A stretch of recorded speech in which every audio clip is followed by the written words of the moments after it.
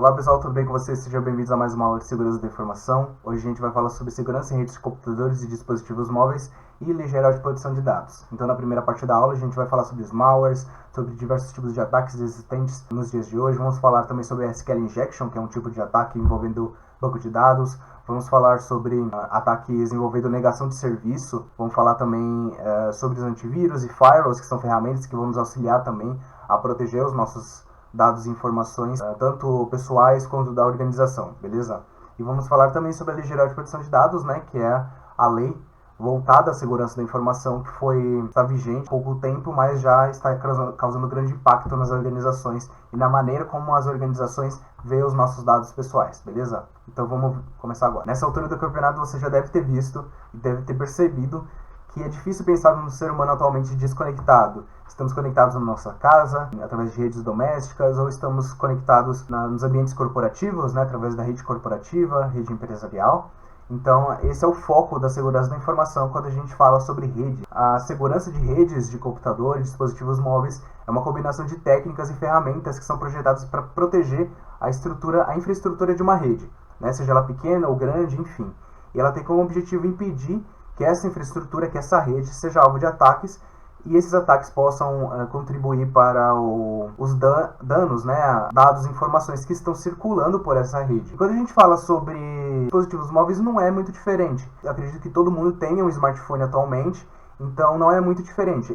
O uso desses aparelhos, a maneira com que utilizamos esses aparelhos de modo seguro, né, são as métricas, são as estratégias, são todas as ferramentas capazes de nos proteger e auxiliar nessa proteção quando o assunto é segurança da informação, segurança dos nossos dados e informações, beleza? Quando a gente fala sobre dispositivos móveis, não é necessariamente smartphone, a gente pode falar até sobre wearables, né, que são aqueles relógios inteligentes, como o Apple Watch da Apple, por exemplo. A gente fala de notebooks, tablets, enfim, tudo que remete ao digital e que possa ser transportado, né, a gente pode falar que é um dispositivo móvel.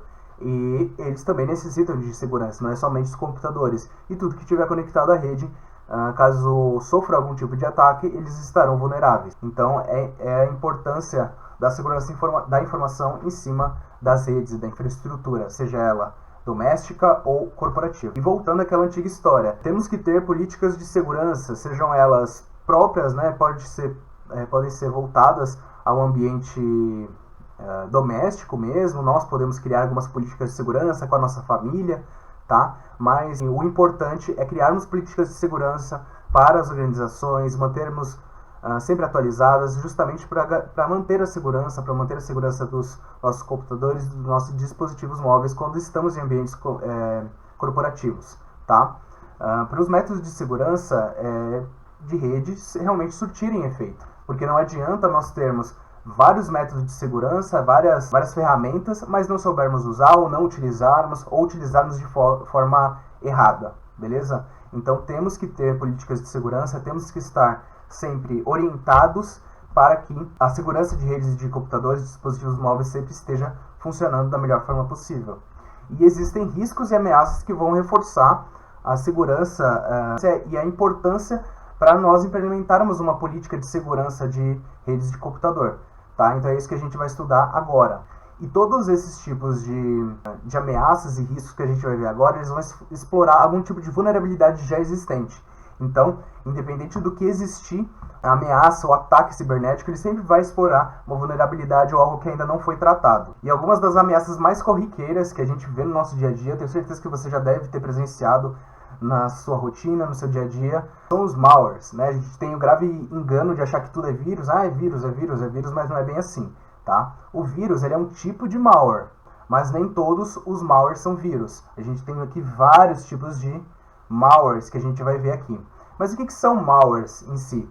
Malwares são softwares desenvolvidos por pessoas mal intencionadas, né? Ou trechos de código, não precisa ser um software completo, que tem como objetivo de invadir sistemas operacionais, de espionar ou roubar dados e informações, ou até mesmo de destruir um sistema operacional através de corromper o sistema operacional, tá? E esses malwares, eles afetam os computadores, podem afetar servidores também, e como a gente está falando nesse tema atual, pode afetar sim smartphones e outros dispositivos móveis que estão conectados a uma rede e que de alguma forma recebem esse malware, recebem esse software, esse trecho de código mal intencionado, beleza?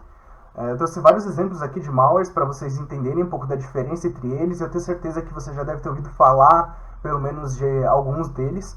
Então vamos começar pelo vírus, que é o mais comum, eu tenho certeza que vocês conhecem, né? O vírus, como o próprio nome sugere, é o mesmo vírus que nós seres humanos temos. É um software, é um trecho de código capaz de se multiplicar e infectar. Então ele se multiplica e vai infectando cada vez mais. Pode infectar documentos ou até aplicações dentro dos sistemas operacionais instalados. Tá? Ele fica dentro de um arquivo e quando esse arquivo é aberto, o vírus vai se espalhando e vai comprometendo todo o ambiente. Beleza? Esses são os vírus.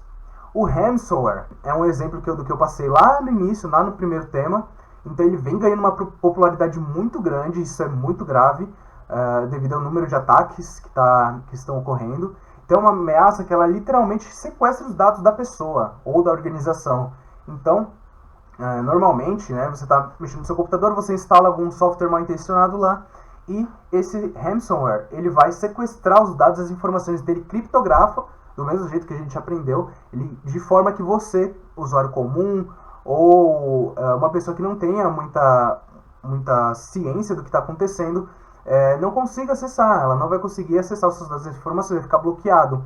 De forma que o sequestro, né, o que a gente conhece como sequestro, ele solicita um resgate. Então, se você não fizer esse resgate até um certo limite de tempo, você perde seus dados pessoais, você perde suas informações, você perde o que foi sequestrado ali. E olha a artimanha do pessoal, desses hackers, de não serem rastreados. Normalmente eles usam moedas virtuais, né, de forma a não serem rastreados, de forma a não haver uma comprovação que esse dinheiro foi transferido para eles.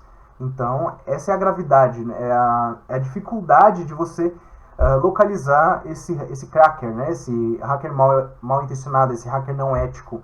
Então, através do ransomware, desse software mal intencionado, ao sequestro de dados e informações da aplicação ou do sistema operacional, de forma que se você, usuário, não realizar o pagamento do resgate, você não tem mais os seus dados pessoais, você fica criptografado. E o jeito é você formatar seu computador, acabar perdendo tudo. Se você não tem uma política de backup, né? Se você não tem uma política de segurança, imagina se você tem vários arquivos importantes do financeiro em um computador, se esse computador recebe um ransomware, você acaba perdendo se você não tem o backup.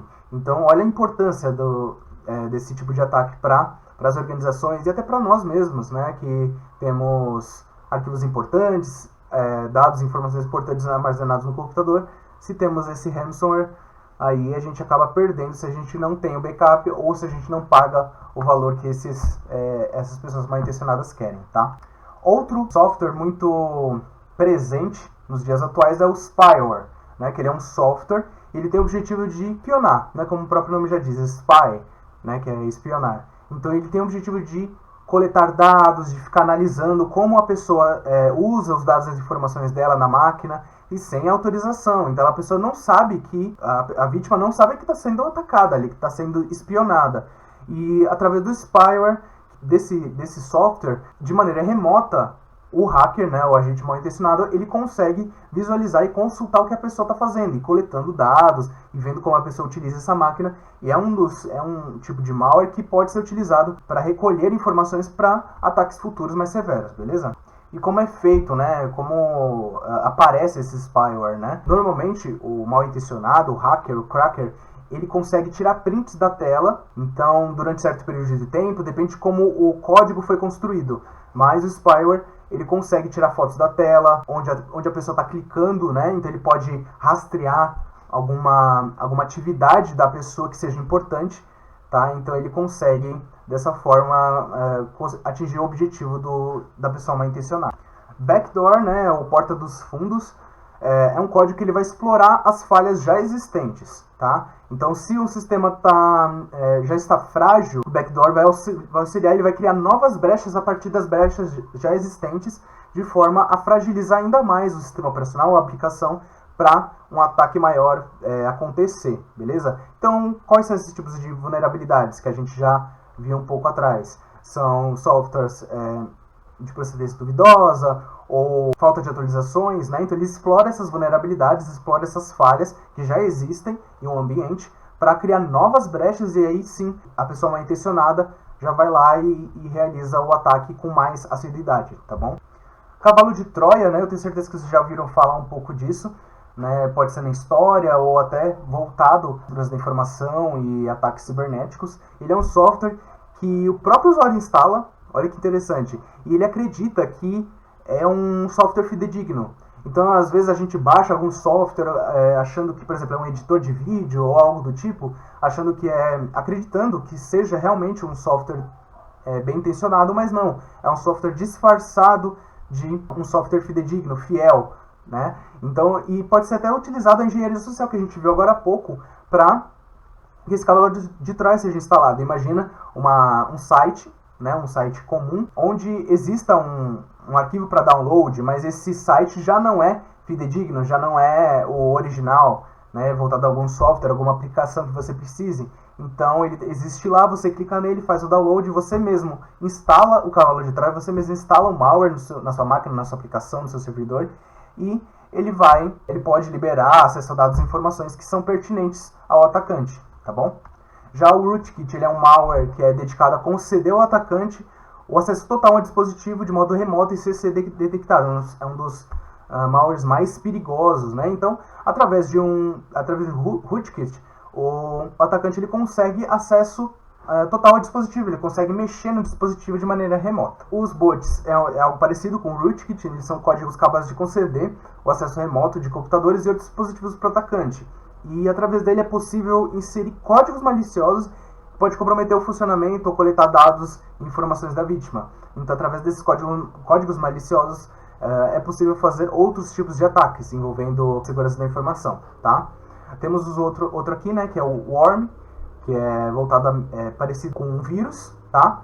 E eles são softwares capazes de criar cópias de si, né, de maneira autônoma, e eles conseguem se espalhar pela rede e pelos computadores ou até mesmo pela internet. A diferença dele é que o vírus é que ele não precisa se hospedar em nenhum arquivo, tá? Enquanto que o vírus ele precisa de um hospedeiro, né? Vamos supor que a gente fala sobre o ser humano, o vírus precisa da gente para se hospedar, né? Para ficar vivo. Nesse caso dos worms, não precisa. Ele não precisa se hospedar em nenhum local, nenhum arquivo, nenhum dado, nenhuma informação. Ele não depende que o usuário interaja com ele para se propagar e causar danos, tá bom? Um outro tipo de ataque agora envolvendo banco de dados é o Injection SQL, tá? O Injection SQL, ou injeção SQL, ele envolve a linguagem SQL, né, que é uma linguagem mundialmente conhecida e mundialmente utilizada, uma das mais populares, quando o assunto é linguagem e banco de dados, tá? E o banco de dados em si. Então, para quem não sabe muito, não manja muito o que é banco de dados é um local, seja ele físico ou virtual, né, via software, onde é armazenado dados e informações pertinentes a uma organização, uma empresa, e esses precisam realmente de segurança, precisam de sigilo, né? E por isso faz-se necessário que o desenvolvedor, tanto da aplicação quanto quem estiver montando o banco, esteja sempre atento às medidas de segurança, às tratativas das falhas, porque senão pode ocorrer um ataque de injeção SQL. Vamos entender mais o que seria esse ataque de injeção SQL.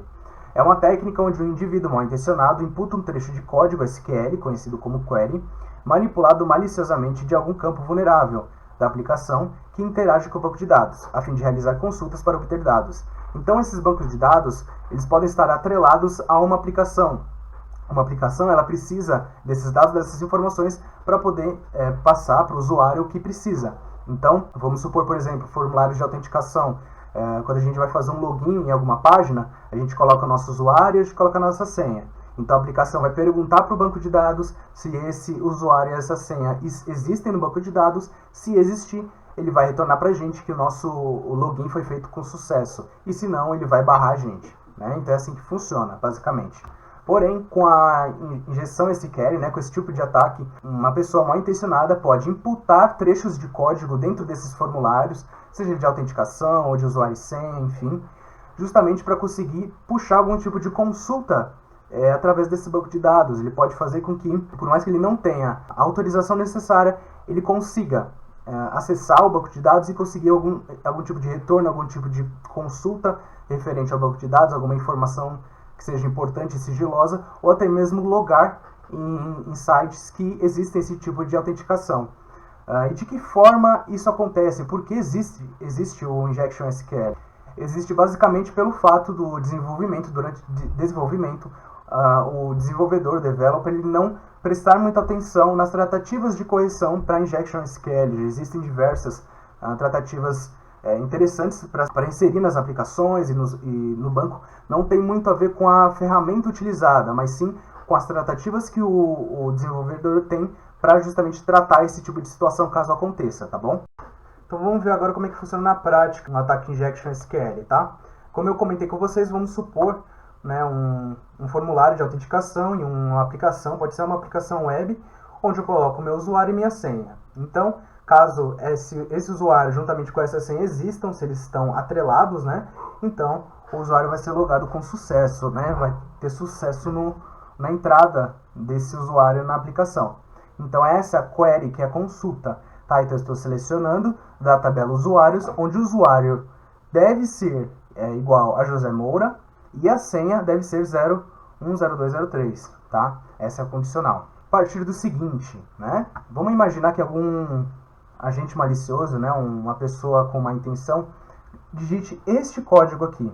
Tá? Vocês não precisam compreender como é que ficaria, né, a codificação do banco de dados, eu vou explicar. Tá? Então vamos supor que ele digitou aqui qualquer coisa, como se fosse o usuário, e colocou uma condicional aqui, né? Colocou colocou um trecho aqui que aparentemente se tivesse bem tratado, passaria, né? Não seria logado, né? Não entraria. E ele digitou qualquer coisa aqui também na senha. Então vamos supor que só existe aquele José Moura 010203 no banco de dados. O correto seria não logar, né? Seria não entrar na aplicação. Mas olha como ficaria a consulta com este carinha aqui. Então ele está selecionando da tabela usuários, onde o usuário é igual a qualquer coisa, né, que foi o que a gente digitou aqui, antes da aspa, ou 1 é igual a 1. Então, eu estou falando para o meu banco de dados, ele vai logar na aplicação se o usuário for igual a qualquer coisa, ou se 1 for igual a 1. Então, ele vai procurar, o banco de dados vai procurar esse qualquer coisa aqui. Esse qualquer coisa não existe no banco de dados. Aí ele vai para outra condição, 1 é igual a 1. Se 1 é igual a 1, que é o óbvio, né? Então, o usuário está autenticado, está ok. Passou ileso, não houve nenhuma tratativa da aplicação para barrar esse tipo de coisa, né? Então, 1 é igual a 1, né? Ele procurou, ele buscou qualquer coisa, não achou, então ele foi para o OR, que é o OU, né? Então, 1 é igual a 1, sim. Então, o usuário está autenticado. E ele colocou essa hashtag, esse jogo da velha, para comentar a senha. Então, a senha, esse código da senha, que é o AND, né? Se a gente tem o AND aqui, é como se nada disso seria autenticado se não fosse pela senha. Então, ele comentou o resto do código, né? E esse código passa a se tornar inválido. A senha passa a se tornar desnecessária. Então ele pode digitar qualquer coisa aqui, desde que o usuário esteja autenticado. Tá bom, pessoal? Então vamos ver aqui, ó. No campo usuário, o atacante digitou um texto qualquer para identificar o usuário, que é qualquer coisa, e colocou uma condicional ou de 1 igual a 1. O número 1 sempre vai ser igual a 1. Então o sistema viu que não havia nenhum usuário qualquer coisa dentro do banco e partiu para a segunda condicional, que é essa aqui. Tá? E que simplesmente ignorou o campo usuário. Ou seja, aqui ficou liberado. O símbolo da hashtag do jogo da velha transformou o restante da consulta, que está em verde, em um comentário. Né? Ou seja, na hora da consulta, este campo também será ignorado e ele conseguirá logar no sistema. Para vocês verem que é algo simples, que deveria ser tratado em uma aplicação web e nessa situação, nessa simulação, não foi. E o cara conseguiria logar, poderia acessar, sei lá, um banco de dados de uma escola, de um trabalho, de uma organização, através disso, para vocês entenderem a gravidade da situação e para compreenderem como é que funciona basicamente o Injection SQL. Então, o agente malicioso, ele imputou uma query, né, uma consulta no campo de usuário e acabou por ignorar os dois campos, né, os dois campos do formulário. Então, a pessoa clicou em continuar e se logou normalmente. Tá? Essa é a gravidade do SQL Injection. Bom, pessoal, quando a gente fala em ataques voltados a aplicações web, é impossível deixar de citar o DOS e o DDoS. DOS é negação de serviço e DDoS é negação de serviço distribuída, tá?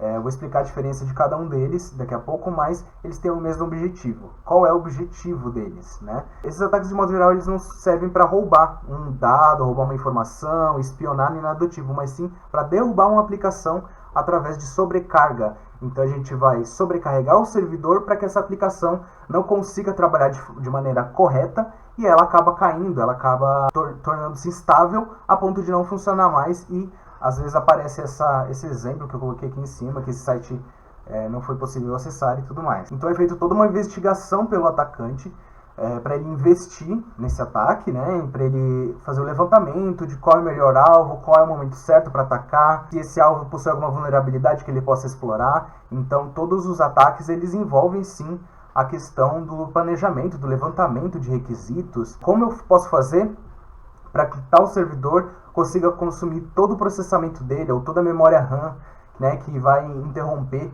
uma aplicação de vez. Então, há esse levantamento para que os atacantes consigam atingir o alvo com mais precisão.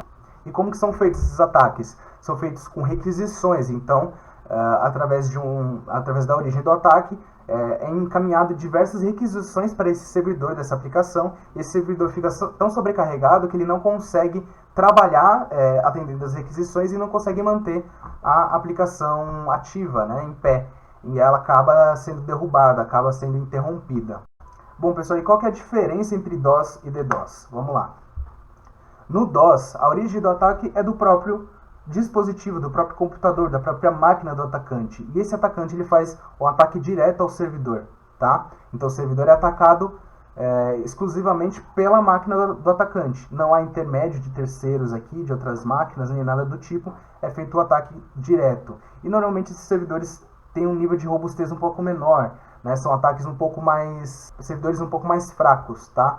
Que com poucas requisições que uma máquina consegue gerar, uma simples máquina consegue gerar, ele já consegue cair, né? Já consegue interromper a aplicação. Já no DDoS é um pouco diferente, né? Como vocês podem ver aqui, a gente tem o nosso atacante, que é o hacker aqui, simbolizado por essa máquina, e esse hacker ele consegue acesso a outras máquinas, tá? Que a gente chama de masters. Essas máquinas podem ter concedido acesso a ele até mesmo por malwares, né? Que a gente aprendeu agora há pouco.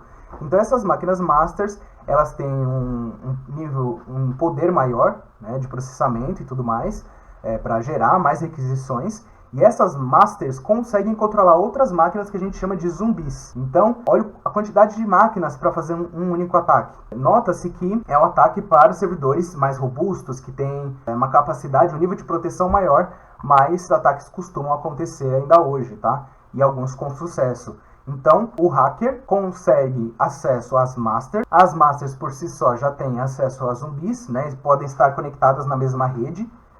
E essas máquinas elas realizam as diversas requisições que farão com que a aplicação seja derrubada, tá? Essa é a diferença entre DOS e DDoS. Então, pessoal, eu trouxe dois exemplos aqui de proteção que é bem acessível a nós, tanto como profissionais de segurança da informação, como até mesmo usuários comuns, tá? Um deles é o antivírus, eu tenho certeza que vocês já ouviram falar, vocês utilizam aí, necessariamente e unicamente nos seus computadores, mas também nos seus smartphones, tablets, enfim. Então, o que são antivírus? Antivírus são softwares desenvolvidos com o objetivo de fazer uma varredura em todos os arquivos do sistema operacional do computador, no intuito de detectar softwares e códigos mal intencionados, além de checar atividades suspeitas. Ou seja, é um software que você instala, que você adquire, normalmente os melhores antivírus são pagos, tá?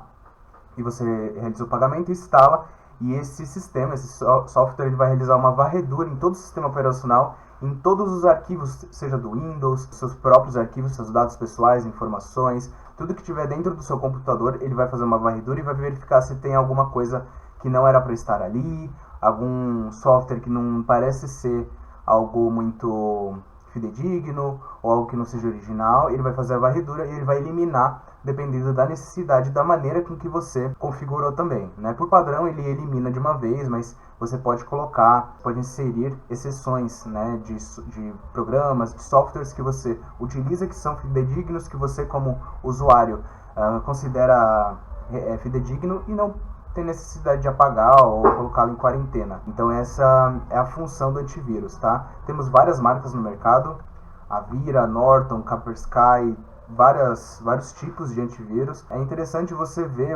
procurar fazer uma pesquisa para ver qual que se adequa mais, seja por custo-benefício, seja por características, né, o que ele traz de inovação, mas é sempre importante termos antivírus instalado no computador. O Windows por si só já vem com antivírus, tá? A partir do Windows 10 ele veio com o Windows Defender, tá? E ele funciona basicamente como antivírus mesmo, né?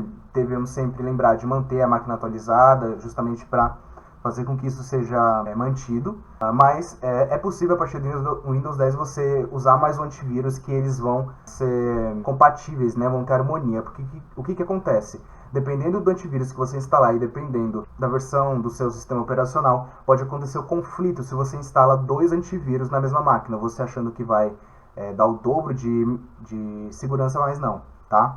Você só vai estar causando conflitos e provavelmente vai ter algum tipo de lentidão no seu computador, porque vai estar fazendo 2 varreduras ao mesmo tempo. Então o importante é você ter apenas um antivírus instalado no seu computador, beleza? Agora vamos falar de firewall, tá? Vamos ver aqui, traduzindo do inglês, Paredes corta-fogo é um dispositivo físico, hardware, software ou híbrido, que é a junção, né? Hardware e software. E é capaz de filtrar e barrar agentes nocivos dentro de redes domésticas e corporativas e computadores servidores, evitando que estes agentes se propaguem no ambiente, causando danos e prejuízos.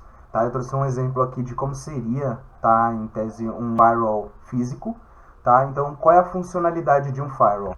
Ele vai servir justamente para você ter essa proteção, porém, ele vai ser focado na rede. Então ele vai controlar o seu tráfego de rede, então seu computador conectado na internet. Então ele vai filtrar o que pode e o que não pode passar dentro da sua rede, e o que for, o que ele considerar nocivo, ele vai barrar, e o que ele não considerar nocivo, ele vai permitir. Então tudo o que a gente utiliza perante a rede, seja ela doméstica ou corporativa, deve passar primeiro pelo firewall, né, seja para compartilhar ou para receber o tráfego de dados, e esse é o motivo de termos um firewall instalado, a importância de termos um firewall. No Windows, por exemplo, temos o firewall do Windows, tá, juntamente com o Windows Defender, e permite que você crie políticas de segurança dentro desse sistema, dentro desse software.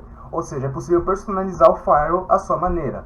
Seja você com um usuário doméstico, você que dependa de algo mais específico, ou em uma organização que tem uma rede muito mais bem estruturada, né? Então o firewall serve justamente para isso, pessoal. Agora vamos para a segunda parte da aula, que é a LGPD, né? A Lei Geral de Proteção de Dados. É uma das leis que tem o mais alto nível de importância quando a gente fala de segurança da informação, tá? É a Lei 13.709. Ela demorou muito para ser sancionada, teve vários atrasos, vários adiamentos, né? Para que ela realmente entrasse em vigor, mas agora ela está aí e as empresas estão correndo atrás para se adequar à Lei Geral de Proteção de Dados, tá bom?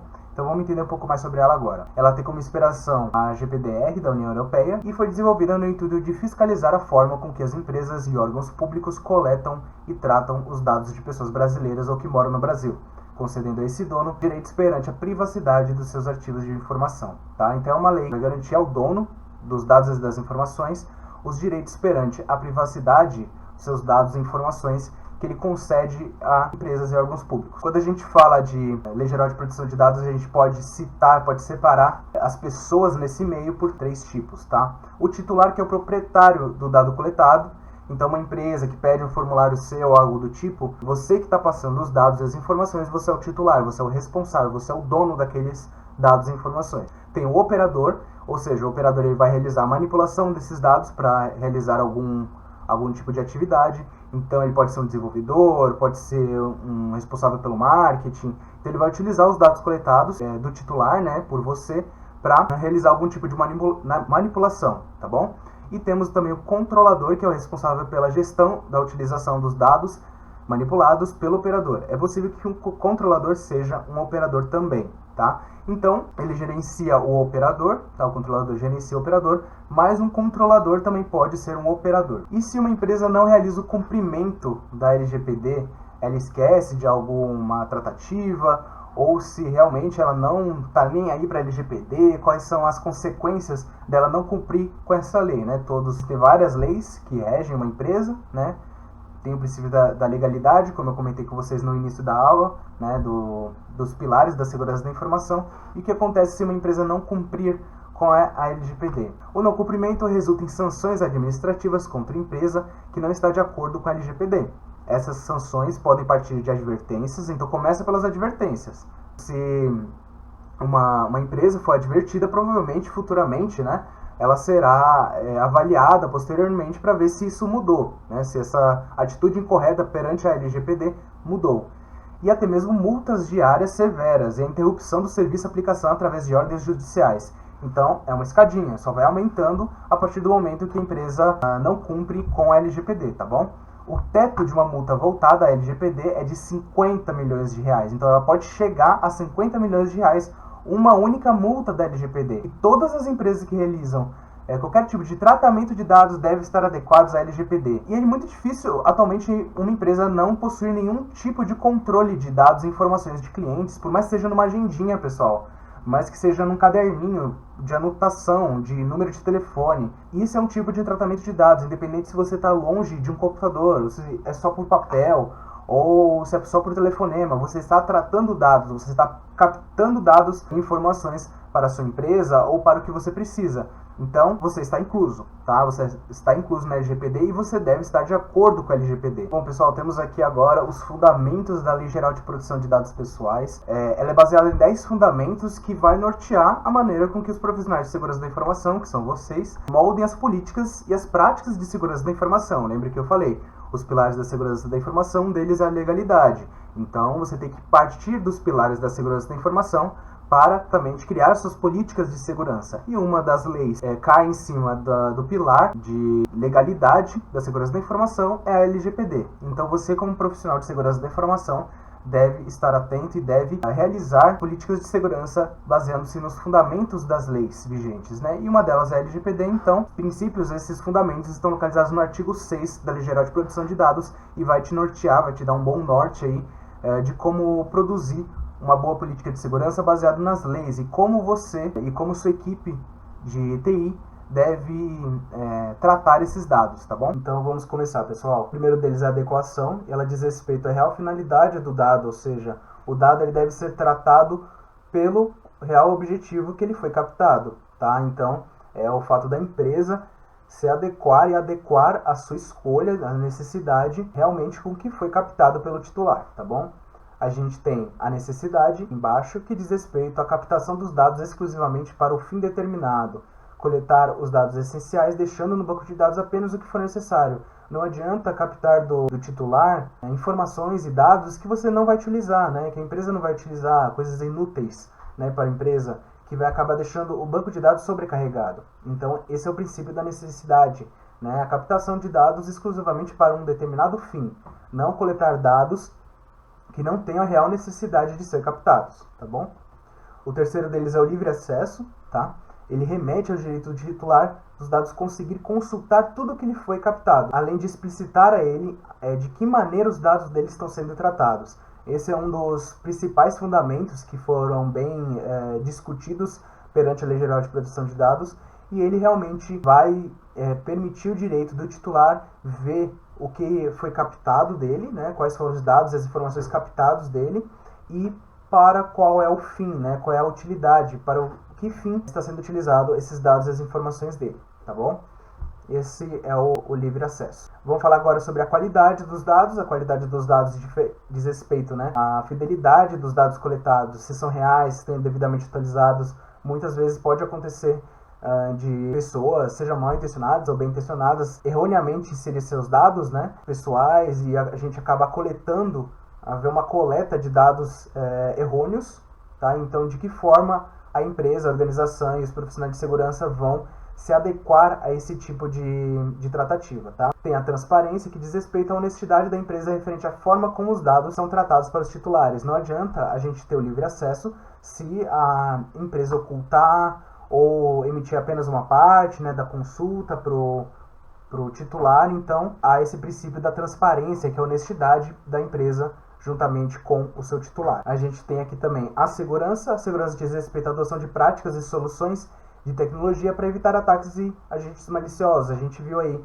algumas ferramentas, né, de proteção de dados, informações, sejam eles físicos ou virtuais, tá? Então é toda a equipe, todos os parâmetros, né, todas as ferramentas que temos em mãos para impedir ao máximo que esses dados, essas informações coletadas desses titulares sejam extraviadas, sejam perdidas, roubadas, enfim, comprometidas de qualquer forma. Temos também aqui a prevenção, que diz respeito às precauções anteriormente padronizadas no intuito de remediar as possíveis situação-problema. Tá? Então são os planos de contingência, né? São todas as métricas de políticas de segurança para caso ocorra alguma situação-problema, que a prevenção aqui possa resolver antes que aconteça, tá bom? Temos aqui a não discriminação, que diz respeito a impedir que o titular seja discriminado por seus dados e tenha correlação com os dados sensíveis, né? Cor da pele, religião, são considerados dados sensíveis, tá? Então, a não discriminação diz respeito a isso, a impedir que um titular ou um dono dos dados e informações seja discriminado por ter uma devida religião ou uma devida cor de pele. Temos a responsabilização e prestação de contas, que diz respeito às tratativas e evidências necessárias para que a lei seja cumprida. Tá? Então são todas as auditorias, né, tudo que você precisa, tudo que a empresa necessita para prestar contas para o órgão responsável que rege a lei, para mostrar que a lei está sendo cumprida dentro da empresa, tá? Dentro da organização. E a finalidade, que diz respeito à justificativa pela qual esse dado está sendo coletado e informar previamente ao titular. Tá?